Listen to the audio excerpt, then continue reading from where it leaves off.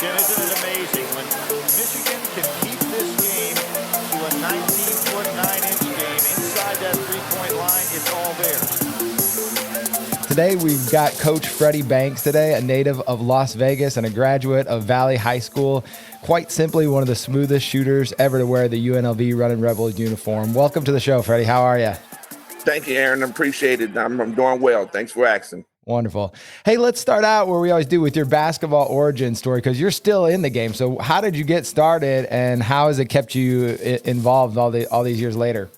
Well, I got started in the game at an early age, around the 5th grade, and one of the guys who looked at me on the blacktop, because everybody had blacktops, Yeah. and that's where you got your game from, on the blacktop. Yeah. So he see me on the blacktop, and he's wondering, hey, I need that kid, and that was me. And he went to talk to my parents, and my parents say, hey, if you want him, you got to pick him up every day, and you got to drop him off every day, because I'm not doing it. Yeah. So, We talk about that all the time. So you're in the 5th grade. How old was the other guy? They was around the same age as me, 5th and 6th graders. And so we had a pretty good team. When I was playing, I was one of those cats that played like they told me I played like the Boston Celtic, golly, left-handed. I can't think of his name right now. Golly, White, JoJo White. JoJo White. Okay. Yeah, Nice. just come up and pull up on a dime and just full speed and just stop and pull up. And I was doing that, and then I learned that through high school, and from high school to college and college to pro. So now that I'm coaching this game for 20 years at the high school I'm at Canyon Springs, I love it, man. I would not turn anything else from this. I love it. And are you guys playing outside in Las Vegas? No, we don't play inside of Las Vegas. We do sometime, because once they surfacing my floor, doing something to it, Yeah. I'll take them on a blacktop and say, hey, look, this is where I started from. Yeah. The temperature is there, though. There's a lot of hydrating needed out there. Yes. Well, it's not too hot today. I think we're in the 80s or 90s today. It's not that hot today. Well, see, in Indiana, that's plenty hot. We get that like three months a year. That's it. Yes. Yes. Okay, so I want to stay in the present day and talk a little bit about a tournament that you're getting going, because you sent me some information about it, and we did a series for Black History Month on the game of change, and talked a lot about Bill Russell at San Francisco. And I think this is just there's just more awareness of HBCUs and Black history in general with basketball, and there's a lot more stories to tell in there. So what got your inaugural HBCU high school basketball jam? Where did the idea come from? And then just tell us a little bit about it. Well, what it came about on me is that, and I hate to put UNLV on the bad side of the whole story, but it's what it is.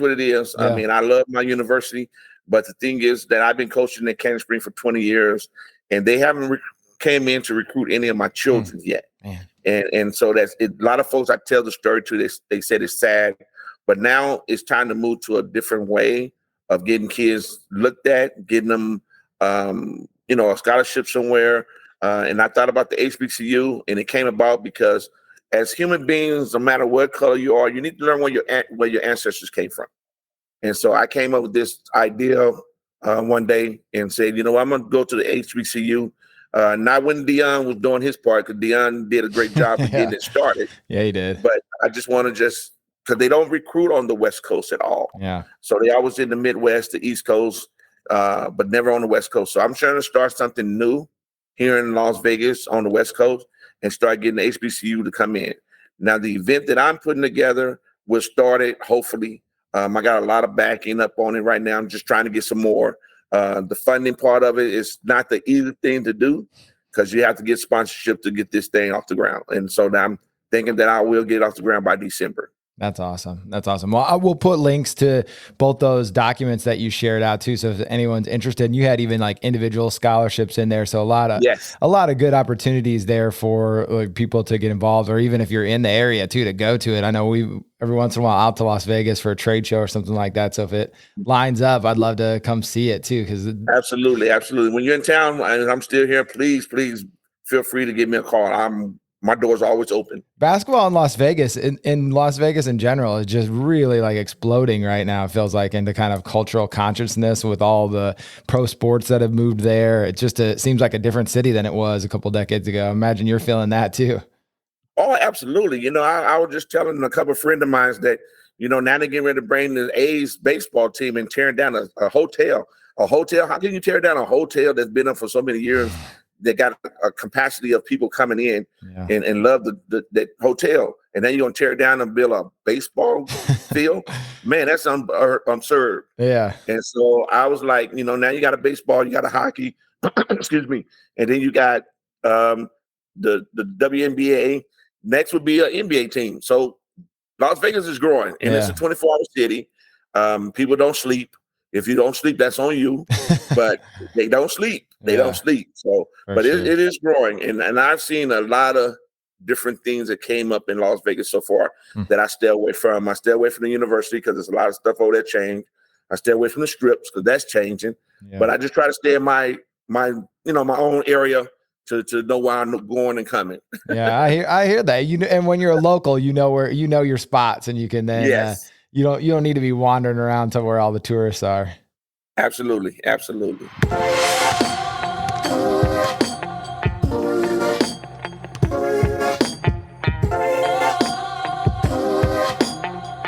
Well, let's go back in time. So talk a little bit about UNLV and the program in the 80s. How did you end up there to begin with? I know you grew up in Vegas, but how did you get connected with the university there, and why'd you end up picking it out of the schools? Because I'm sure you had a bunch that were looking at you. Oh wow, I had a lot of schools back in those days in the early 80s.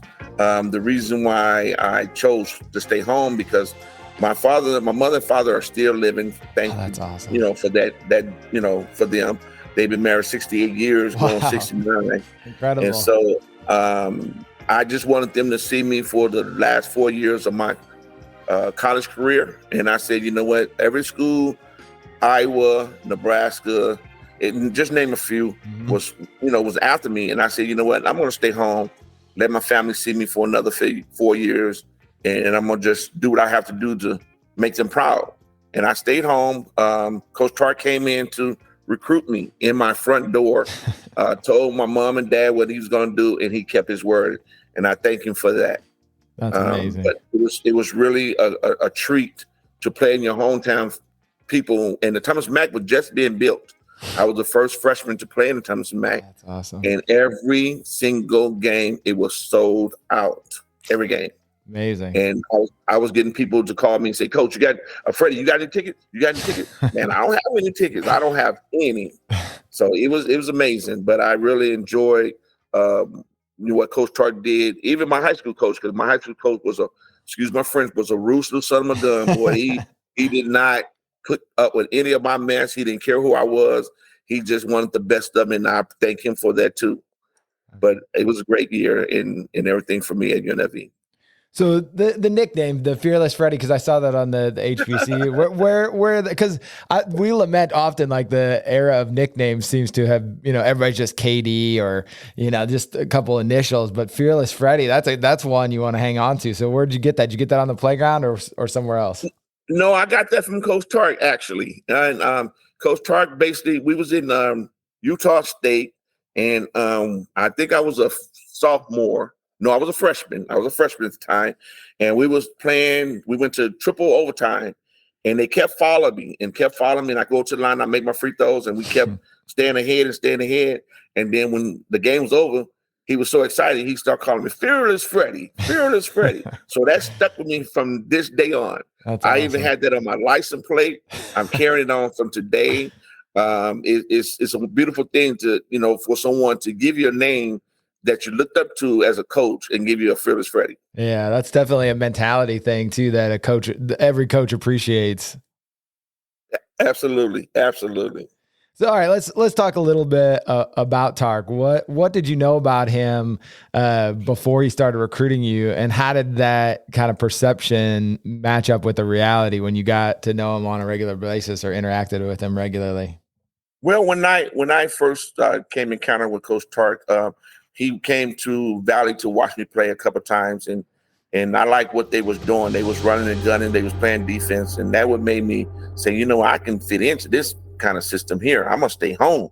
And so when I seen one of my idols, who's a local talent guy too. Matter of fact, there's a few of them local talents older than me. Sutton Sam Smith was 1970s, 77. Michael Spider-Man Burns was also in that category. When I seen them play and how they was running up and down the court, I said, man, I'm going to be one of them. And so back in the 70s, 77, they didn't have 3-point shooting back then when they was playing. And they was averaging over 100 some points. And I said, wow, I know I can shoot long range too. And so I said, I'm going to stay home because I know Tart that you shoot. So I ended up staying home and playing under Danny Tarkanian the first year. And then the second year, he said, I'm going to get the whole team to you, Freddie, and you just run it. And that's what he did. And I thank him for it. That's awesome.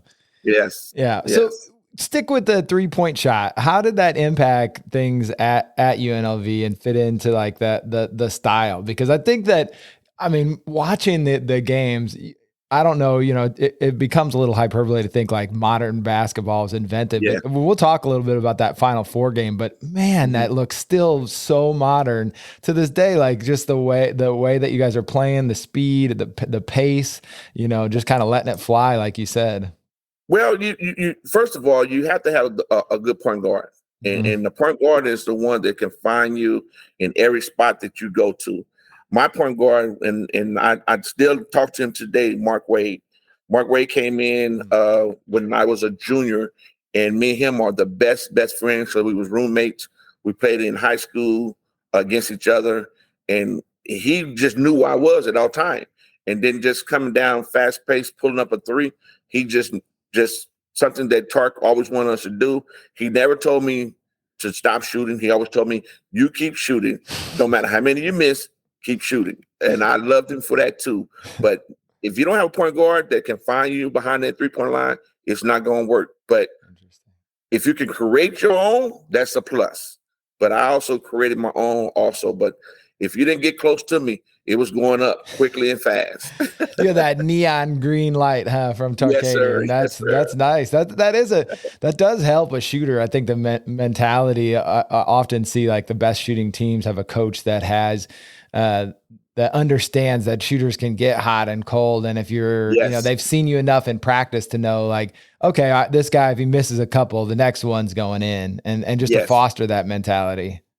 Yes. Well, it's a lot of work too, also, because, you got to stay in the gym. And I was always in the gym early in the morning, then come into practice, shoot some more. You got to put up and Kobe Bryant said the best. You putting up 500 to 1,000 shots, that's a lot of shots putting up, but you're getting your work in. And I encourage all the young people out there, stay in the gym, be a gym rat, because there's nothing better to being a gym rat, putting up shots, getting your focus, learning how to use your legs, because a lot of folks don't use their legs. They use their arms more than their legs. And my assistant coach, Tim Gurwitch, told me, use your legs. Your arm has come, just use your legs. And that's how all my shots was falling, because I was using my legs and my arm. I love that. Yeah. I think one of the most underrated things in basketball is like how teammates fit on and off the court. And you mentioned Wade, but what was the vibe like with the rest of the team? Were you guys close, or especially that 86, 87 campaign? Wow. We was like brothers. We basically didn't know what we was doing in the 87 year. And that was our senior year. We didn't know what we doing. We just all said we just want to make to the Final Four. And once we got there, we didn't know what we was doing, but we did get there. But we was all brothers. We spent time together. We ate together. We played together. Anything at the university we did. And from this day, I keep up with Eldridge Hudson, Jarvis Bass-Knight, Gary Graham, Armin Gillen, rest in peace, because he passed away. Mark Wade, Gerald Patio. I keep in contact with every one of my teammates as of today. That's cool. I think that's such a special thing. And, you see in modern basketball, a lot of teams put together, even like in the AAU circuit, a lot of guys just are pulled together. And, you see the talent, and obviously that wins out in a lot of situations, but the NCAA tournament is a weird thing. And I think even in like the NBA, where you see these teams that have been together for a few years, there's a cohesion. I think you hit on it with Wade. Like, he knew where you were. That comes from playing together too. Like, not just from being a good point guard, but that's like, I know where you like the ball. I know where you like to shoot from. and that you're going to go to even unconsciously, you know? And I think that's so important for basketball players. Yes, it is. And like I said, he knows when I'm coming because he already looked back and he knew I was coming and he just handed it off to me or he just threw it to me 1, 2. So he knows me very well. Yeah. So you said you had the goal of the Final Four. Was that a team goal that you guys put together or coach's goal or you guys just? It wasn't a goal at all. I mean, we just played hard because, you know, we was undefeated until we played Oklahoma and Indiana. 37-2 was a very good record. Yeah. We could have went 40-0, but you know, unfortunately, we came up short. But the thing is that the guys that we played, we just practiced hard. We beat up on each other. We fought each other, and we made each other better. And that's what we did. But when we got to the Final Four, we were so happy that we beat Iowa because we were down by almost 20. And once we beat Iowa, we said, "Oh man, we're here." So, you know, going a little early to the Final Four in '87, I think it kind of opened our eyes a little bit because, you know, when you're on Bourbon Street in New Orleans, man, you're gonna go out and have you a good time. And I think we kind of party too much. Amazing. Yeah, I talked to Hillman, and that was one of the things that he said that Coach Knight did was that he wouldn't take them down there. He like took them down there at the very last minute. And then they stayed outside of the city too on the prior to the Final Four games. So that's interesting. Right. It sure didn't look like it slowed you guys down in that game. I have to say, if you were going to go even faster than that, you guys were moving pretty well. Well, we did move pretty fast, but again, we usually have at least 2 to 3 people score at as many as 10 points. Yeah. And we didn't have that at all. All the guys scored below 10. We looked to them to get over 10 because we ended up losing to Indiana by 4. Yeah. Because right now I hold the record as most threes, and Mark Ray record just got beat the other week. Yeah. And Armand and I both try to hold the team together because I finished with 38 and he finished with 34. And so we just didn't we came up short because the guys that we did see to score points was Joe Patio or Eldridge Hudson or George Basnight, and they all came up short on their end. Yeah. All right, give me a Tark story from that 86, 87, because I'm always curious how he pushes. You know, great coaches like him push players after wins and losses, and you guys never lost. So I'm curious, like just a general story about him, or one where how he kept you guys motivated, because you know as a coach, like you guys get a win streak, it's kind of like guys get a little bit just start to assume they're going to win almost. Well, it wasn't more so of we thought we was going to win. We just knew that once we get on the court, it's time to play basketball. It was like almost a business to all of us because the next level was someone to make it to the pro level. But when we got on the court and listened to Tark, he let us be ourselves, but we always would tip my head off to Tim Gurridge, who was assistant coach. And he always went to Coach Gurg on everything that, you know, supposed to do on the court or off the court. He always went to Coach Gurg. But Tark kind of subbed us in and out. So we did a good job when he came in and out of the game, each one of us. But his stories is unbelievable. I mean, he just go out to get the inner city kids. Mm-hmm. He didn't go out to get the diaper Dan kind of kids. He went out to get the inner city kids to play for him. And those inner city kids didn't have a chance to make it to anyone else. So he gave all of them a chance to play. I didn't have too many inner city kids with me playing when the years I was playing, but I had a great group of kids that played with me, like Gary Graham played for Dunbar. Mm-hmm. George Basnight was in California playing, I forgot the name of his school, and Mark Wade. So it's a number of those guys. Eldridge Hudson, you know, he was the next Magic Johnson until he tore his ACL up. Yeah. So I played with some good guys, but not no, you know, those kids that he really gave everybody the opportunity to play.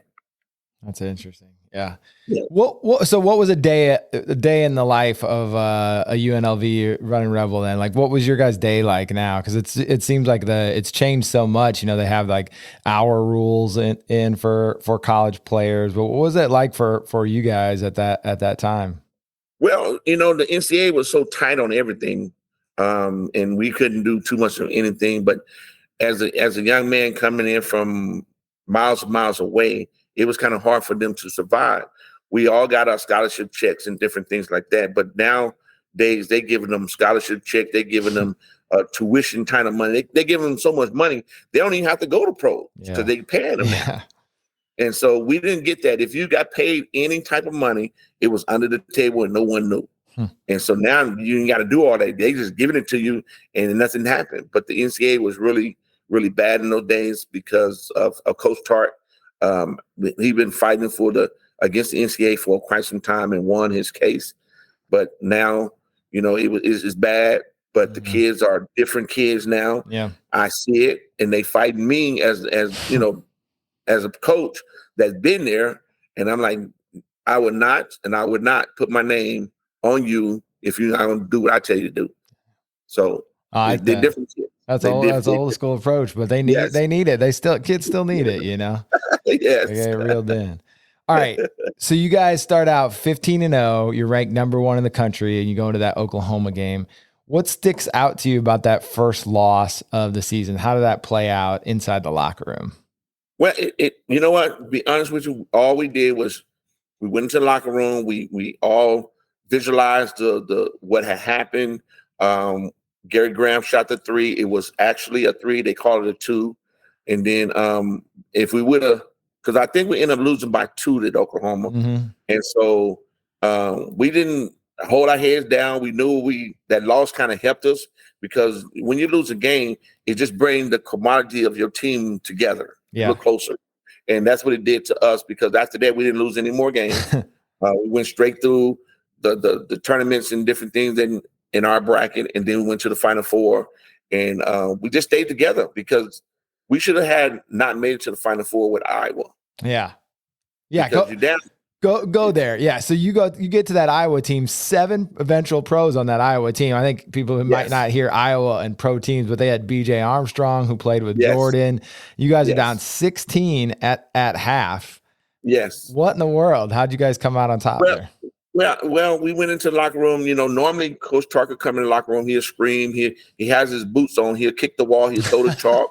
He didn't say anything. He said, gentlemen, he said, this is on your court. You know what you got to do to come back. Wow. So before that even happened, I spoke to Roy Marble. I think it was Roy Marble or Kevin Gamble, one of them. And I was shooting well. And I told them at halftime, I said, you know what? I'll be back. Like Arnold Schwarzenegger said, I'll be back. And so once Gerald Padel hit his first 3, that opened the door for me to hit mine, and we just fought our way back and ended up beating them by I can't remember what we beat Iowa by, but we ended up coming back and beating them down by 20. And that was the first big comeback we had since I've been playing at UNLV. Amazing. What was the prep for? Let's go back a little bit. What was the prep for the NCAA tournament like? Going into it? Because you've had this amazing season now.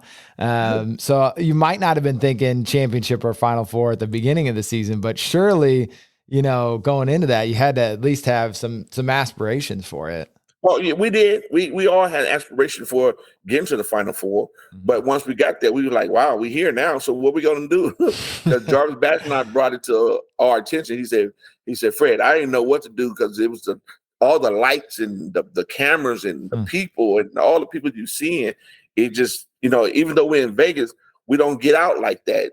In the city of Las Vegas to see all the lights. But when you see all that, you like, wow, this is really the Final Four." And so all the guys was not paranoid, but they was excited. They was on their own. We were doing what we like to do, and that's party together, enjoy our life, and just play basketball. Interesting. That's crazy. Yeah. Okay. The week leading up to the Final Four in New Orleans, walk me through it. When did you guys get there? What was the prep like for it? Like what was Coach Tark talking about this Hoosiers team? Like what did you guys think about them before the game? Well, he didn't really talk about the Hoosier team at all. We just know that they had Steve Alford, which is a good player, and we just concentrate on what he does on the court and how he gets his shots off and then different things like that. We just prepare for them for a whole week or two, and then we just got on a plane and flew up to Orleans and just did our game plan. The game plan was to stop him and hold everybody else to whatever we can hold them to. but the plan didn't happen as much as that we wanted to. He still got his 30-some points, but the rest of them just made free throws down the line. So when you foul someone, you go to the line and make your free throws. That's a good thing. You mentioned two of the guys. I can't think of his name now. You just mentioned him to me, Myers. Ottoman. Is that his name? Yeah. He was Joe. That was his first name, Joe. Oh, Joe Hillman. Joe Hillman. Joe Hillman. Yeah. Okay. He came in and played well. I can't think of the other guy name. He's a 6'9" power forward too. He came in and played well, and that was their boost right there. Those two guys really came in and played well for them. And we had no answer to those two because I think Joe was guarding me, and that was a mistake. Because Keith Smart was a mistake too, because I think Bobby Knight was, getting kind of frustrated because there was no answer to how to stop me in the game. Not saying that I was better than anyone else on the court. I mean, that night you were. I would say that. I was just trying to make sure I stayed one more night to finish up my college career, and it was wonderful. I mean, they played well. They ended up beating us by 4. But, and then and what makes it even special is losing the game and they went on to win the national championship. Yeah. That makes it a special thing because they beat us and then went to win the whole thing. From the Indiana side, they kind of tell the story like, Indiana isn't traditionally like a run and gun team, and they had decided to like adopt that style to kind of surprise you guys. Were you surprised by them coming out at like kind of matching your pace? Well, they tried to match the pace, but they kind of slowed it down because Bobby Knight knows that all we like to do is get up and down the court fast and then shoot the first open shot. So they did run a couple times when the opportunity was there for them to run, but they also slowed it down because if they slow it down, that makes us staggered where we don't know to stay in our stance or pressure the ball and things like that. So it made a big difference when we played them because they slowed us down a little bit. All right, tell me about like what it was like to be that hot on in a Final Four game, because you ended up with 10 threes in that game, something ridiculous. Yes, well, it was fun. I mean, like I said, Mark Way found me a lot on the court. Once I got my first shot off, I said, "Oh, this is going to be a very good night for me," because when you have your family in the stands and you don't know where they sit at, but they there, and you want to perform well because this is your senior year and you have all the scouts up there watching and things. So you want to make sure you put on a good performance. So a lot of those points that I did shoot the three, I created on my own because I floated to the baseline. I fall away from the baseline. I wide open shot, or you just had your hand down. Like Mark Jackson used to tell you, hand down, man down. So, so a lot of them put their hands up. So once I lift up and let my shot go, I consider it's going in. I agree. As an Indiana fan, even now watching it, I can almost like still believe that you guys might beat Indiana just the way how hot you were, because it seemed like every time you put the ball up, no matter if you're drifting or set, it seemed like the ball was just pure leaving your hand. Really amazing performance. Yes, it was. Thank you. But I think at 9 times out of 10, I think if we played them again, it'll be something different. Yeah. Yeah, I don't think you're wrong. Like those two teams are evenly matched in different ways, and like you said, Armand was incredible in that game too. Like there were definitely like there were guys that were gamers, and both those teams, like we had alluded to earlier, were teams. Like you could tell, like both of those teams liked each other, liked playing together. Like the guys off the bench understood their role when they came in; they were ready. I mean, it is like an absolutely incredible basketball game to watch. Like both of those teams are at an elite level of basketball that you can't see except in like the best situations. Both of those teams, could have played anybody else, I think, and beat them on any night. Right. Well, it was a lot of red in the gym. There was a lot of red. a lot of red in there. Yes. Okay. Oh, I had to ask you. There's a scene that they always show that you guys come out at halftime late from the locker room. So you see Tark running across, because you're in the Superdome, this giant stadium, and he's like running from the locker room. And the announcers say that Bobby Knight's like trying to get the game started because you guys are late getting out. So what in the world happened? Well, normally they'll come in and they'll tell us, hey, you got so much time left on the clock and you need to get out. And so no one did that. And that the Orleans is a huge, huge place. And that's half what you see out there. That was just half of the exactly. arena. So we had to, once the everybody say, hey, y'all need to hurry up. The clock is about to start. The game's about to start. So Tark had to run. I'm running to get to there so I can get me some, get my legs back under me because I've been sitting so long. And that's basically what happened. No one came to say anything about us, about the clock and what time to get back, to the court. Crazy. That just never happened anymore. Just amazing that happened. Just like a fun little fact watching the game too. I'm just like watching Tark jog out there. Doesn't look like he did a lot of running. Yeah, he did. I think when he got back, I think he grabbed his towel too. And started, chopping on his towel. I bet. a lot of folks always ask me why he always sucking on the towel. Yeah. And the reason is that the story he told me is because when he's yelling, his mouth gets dry. And when he's water in one towel and the other towel is really dry. So all he does is just suck the water out of it to keep his throat moist. So that's what's that's why he carried that towel. That's amazing. I don't think I've ever heard that before. That's great. No one knows the story but me. I know the story because he told me. That's amazing. Okay, so unfortunately, of course, Indiana wins.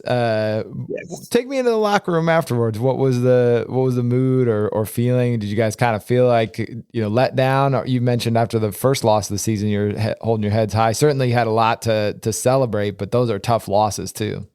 Yeah, it was a tough loss. After the game was over, we all went to the locker room and just hold our heads down a little bit because you're a young man.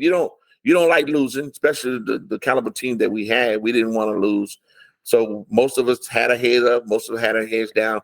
I think I had my head down because it was a performance that I never did before. And it helped me out as far as my draft pick in the NBA. But I told them, they asked me, hey, what are you going to do? Are you going to stay here for the championship game or you go home? I said, y'all give me a plane ticket the first time out. I'm going home. So I ended up going home early. My family was left behind. So I got home and I just thought about all the good things and I thought about the bad things in my UNLV career. But most of it was mostly good things since I've been at UNLV. That's great. Who are you cheering for in the, if I gave you truth serum in the championship game, Syracuse or IU? I was cheering for Syracuse. I was. Because they just beat me. I would have done the same. Okay, so what's a takeaway from that because it's really is a magical season. I mean, you guys are putting. I think this is such a unique opportunity to like put a university on the map. Like I know you in the 70s, but that UNLV had some good teams too. And you mentioned some of the players from those teams, but really like the NCAA has come into its own. You've already had Magic and Bird. The games are now at the held in football stadiums. So the national spotlight is just so much bigger now. And to put UNLV in that spotlight and kind of on the trajectory that ended up in a national championship. Well, it was a lot. I mean, at the Superdome, I think the record was 64,000 people. I think it was. Yeah, something like that. Yeah, it was a lot. Yeah, it was a lot. And so we are used to playing at 20 to 30 at Thomas and Mack if they crap them in. But it was fun. I mean, I have no bad feelings from the time we was at the Superdome or anything like that, but it was just a long, long way to the locker room. We really got to all of us. Yeah. But it was fun. It was really fun. Amazing. Yes. Well, take me then after your UNLV career, talk about a little about your pro career, and then how'd you get into coaching and what made you stick with coaching? Well, after I finished with UNLV, I was going to go to the lottery choices, but my agent and I decided not to. My agent was Retiglio. That's an agent. That's an agent name right there. Yes. And so me and him decided to stay home, and I do it in the front of the living room of my mother and father's house. So I didn't get a call anytime soon. So I became the number 30 pick in 1987 to Detroit Pistons. Now, these days, the number 30 pick is a number 1 pick. Yeah. But I was the second pick, first round. First pick, second round. And I got picked by Detroit. So when they picked me, they was under contract with Vinnie Johnson. Vinnie Johnson was under contract. So they grabbed me because they didn't know if they were going to re-sign Vinnie. What I should have did, Aaron, was to just don't even go to the camp, don't even go to the team, just sit out a year and just go to someone else. Because as you knew, Detroit had 3 guards as it is with Vinny, Joe, and Isaiah. Yeah. And so I would make that 4th one, and they didn't need a 4th one. And even though Vinny was under contract, it kind of like made it a little harder for me, even though we all was the same size and they had the contract as it is, and I was trying to get one. You always look at it where if you have a contract and someone drafts you, you should get a contract too, and a guaranteed contract, and you should be able to make the program. Yeah. But that didn't work out for me. I was the last one cut from the organization. Chuck Daly and Jack McCloskey and all those guys was great. I learned a lot from there. I would not never change it for anything in the world, but just try to find another team to go to that needs a point guard or shooting guard like me. But I would not change it for the world. I learned a lot, like I said. And then after that came about, I went to the CBA, Biloxi, Mississippi, played there for a couple of days. And then it was so bad out there, I couldn't stand it. So I ended up leaving and then went overseas. No, I didn't go overseas. I played in the, what they call it, Pro-Am. It wasn't Pro-Am. And then I went to play for a guy, and Lakers was looking at me really hard. And then I ended up going to Denver. If I would stay with Denver with Doug Moe, Fat Lever, Alex, he liked putting up shots there. Yes, I would have made it. The only thing that with the Denver Nuggets is that the altitude, when they say the air up there is bad, it's bad. Yeah, I was having nosebleeds and headaches every day, and so I end up telling the trainer, I can't think what the trainer name was, end up leaving that organization and coming back home. And then I went overseas for a year, started my family. And I said, you know what? Family got to eat. Family got to have a place to sleep. And I ended up just coming back home and start my coaching career. All right. So take us into that, because that's an amazing, pathway through that. You had lots of experiences there, but why coaching then after all that? Well, I felt that, someone gave me an opportunity and someone trained me and became a coach. So I said, you know what, my next step in life is to be a coach and a head coach at that. I came back in 95 and coached at my automotive school, the school that I graduated from, Valley High School. I was there for about 8 years. And then all of a sudden the head coach that left went to Canyon Springs, where I'm at now. We won the state championship in 2011. Nice. And he stepped down and I stayed because he had a family and my family was already grown. Yeah. My boys was grown. My daughter was grown. And I said, I'm not going anywhere. I'm going to put my name in it. And so I've been the head coach since 2011 at Canyon Springs now. That's awesome. And I'm really, really enjoyed myself. And that's why I got into it, because, again, someone helped me. Yeah. Someone took the time out for me. Someone showed me the ropes on how to play the game. Someone showed me how to shoot the game. Someone showed me how to be a boss. Someone showed me a lot of things in life. And so I'm just trying to teach the young men now on how to be a coach, how to be a player, how to teach them how to shoot, dribble, the next step in life. And ever since then, I have sent maybe 3 or 4 coaches from my program to head coaching jobs here in Las Vegas now. Nice. What's your favorite coachism or coach saying? Do you have one that you like telling your kids? Well, It's a lot, but the one that stand out to me is if you don't shoot the ball, son, you come to sit next to me. Yes, I love that. I love that stuff because it's just it's sticky as a coach. You always get your thing that you like to say to them. But that's a good one. That fits right in with your mentality too that you have. Exactly. I love it. Well, before we get you out of here, let's get up and down the court like the Rebels used to back in the day. I've got some run and gun questions for you. Are you ready? All right, here we go. Yes, sir. Coolest arena that UNLV you ever played in outside Thomas and Mack, of course. Say the question like again. the favorite arena that you played in besides Thomas and Mack. My favorite arena, it's always the Orleans. The Superdome. Yeah, Superdome. Nice. Okay, yes, sir. Nice. The craziest opposing fans. Oh wow, that's Utah State. Utah State. All day long. Utah State. I mean, they right on the floor, and them in Fullerton was right on the floor, and they talk about from your mother to your sister to your brother, and they screaming at you, and you can't say anything back to them. Yeah, that's always amazing. People don't realize like how much athletes take from the fans sometimes. It really is amazing for sure. Yes, I mean, I had them talking about me and say, but they don't mean, bad things. They're just trying to get you out of your game plan and everything. For sure. So the Utah State was really bad. They was really bad. the team your Rebels least like to play. The team that your Rebels least like to play, Georgetown. Okay. Georgetown. We played Georgetown, and every year we play Georgetown. Boy, they beat up on us really bad. Who is on the team with that? Is that those Dunbar guys again? That was Patrick Union. Okay. And that was David Wingate. Yep, the Dunbar guys. Reggie Williams. Yep. They had a good team back there. Yeah, they did. Yes, they did. So for sure. That was the least team because they played us my freshman year, and we ended up losing by 2. And I was hot that day. And Tart told me, he said, when you get the ball, if you get the ball, you pass it. I said, man, if I get that ball, I'm shooting it. I'm going to win this game. But we ended up getting the ball to Frank Spoon James.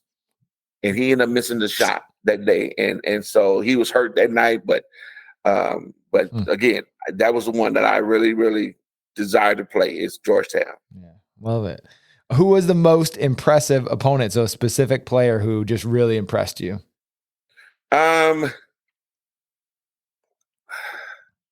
If I was saying somebody in my division, I would say probably not just talked about him last night, and he was at Fullerton, and he was Richard Morton that played at Fullerton. I'll look him up. It's more because I played against Lynn Bias, played against him.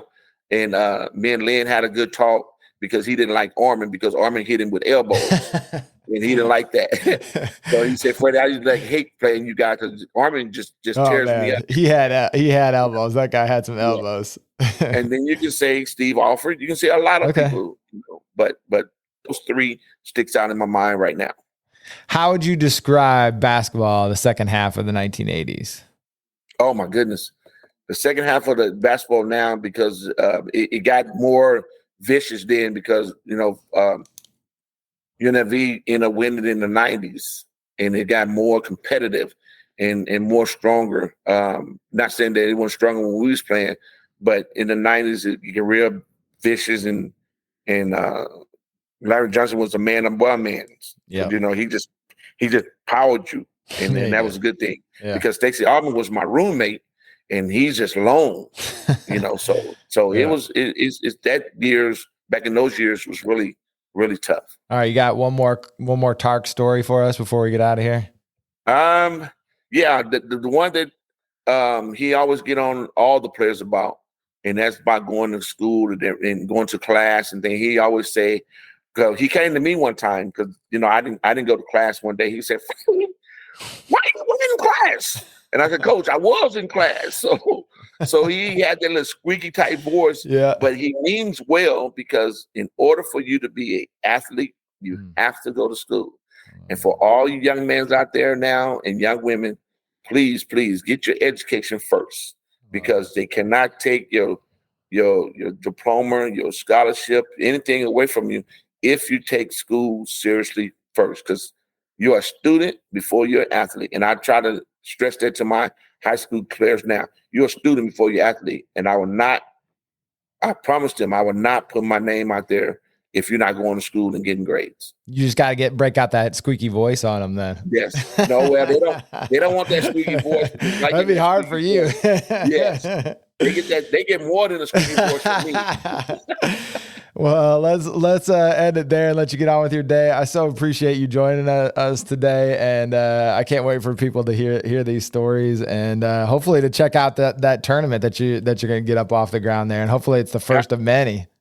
Absolutely, Mr. Myers. Whatever you can do to help me to get some Indiana coaches to look at this event and come down to a city that never sleeps. That's right. And I always want to come to Vegas. That'd be a good tournament to, come in and present yourself and your team. Love it. Thank you for listening to the 19-9 podcast. If you haven't already subscribed to the podcast, make sure you do.